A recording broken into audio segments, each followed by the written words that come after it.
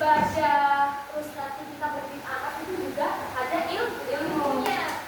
Lalu kalau fardu kifayah itu dikatakan fardu kifayah itu wajib bagi kelompok. Artinya misal nih ada kelompok misal kalian bertiga itu sudah menguasai ilmu kedokteran. Jadi kalau misalnya sudah ada menguasai ilmu kedokteran, maka gugur kewajiban yang lainnya. Seperti itu. Selanjutnya, di dalam surah apa yang mengatakan bahwasanya menuntut ilmu seorang menuntut ilmu akan diangkat derajatnya? Jadilah ayat 11. Ada yang tahu bunyinya?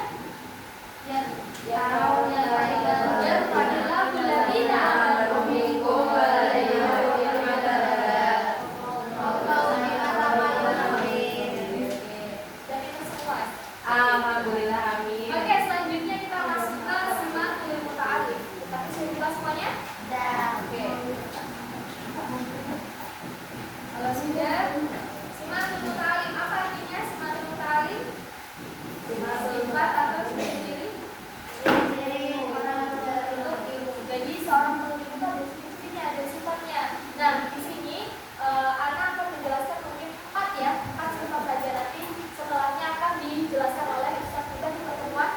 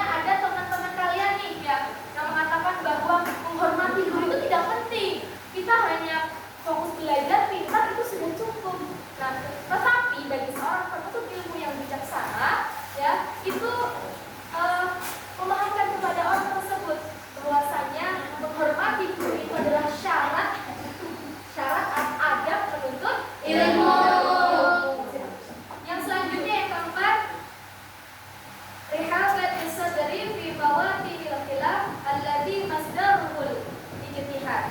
Artinya di sini kita sebagai seorang penuntut ilmu itu menerima perbedaan. Nah, sering sekali dan di dunia ini banyak sekali perbedaan, baik itu perbedaan keberagaman, agama, ya kan? Ya. Nah, misal nih perbedaan antara ormas, satu ormas dengan ormas yang lain. Misal yang ormas A sholat subuhnya pakai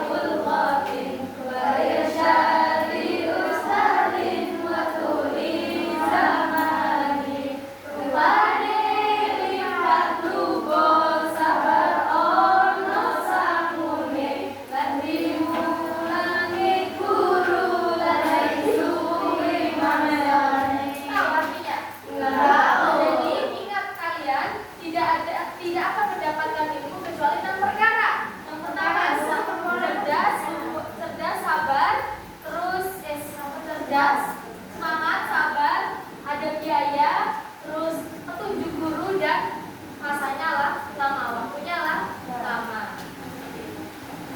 Lanjut ya. Ayo kita main game. Boleh. Berapa orang? 7. Dibagi apa ya? 5 berapa? 6. 6 orang. 6 ada yang 5. Beda. Itu sampai 6. 5. 5 apa 6? 5 dulu 5. 2, 3, 4, 5. Atau 2. 3, 1, 2.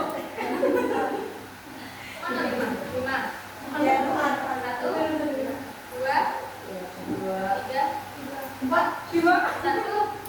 2, 2 kamu? 3. Terus 5. 1, 2. Nah, berarti yang sekarang kumpul sesuai nomor.